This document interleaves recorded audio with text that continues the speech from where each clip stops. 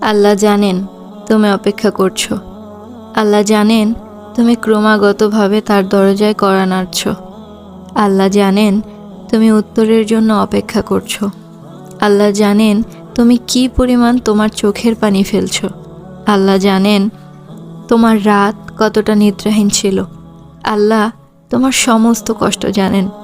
ইনশাআল্লাহ সঠিক সময়ে সব কিছু ঠিক করে দিবেন।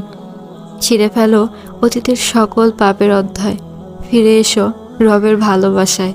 মাঝে মাঝে কিছু ব্যাপার ছেড়ে দাও, কিছু কষ্ট ভুলে যাও, কিছু আঘাত দাঁতের দাঁত চেপে সবর করে যাও, কিছু অপমান হজম করো, কিছু অতীত ভুলে যাও, শুধুমাত্র এই আশায় যে একদিন আমাদের রব সব কিছুর প্রতিদান দিবেন। কারণ আমাদের রব হচ্ছেন সেই সত্তা যার বর্ণনা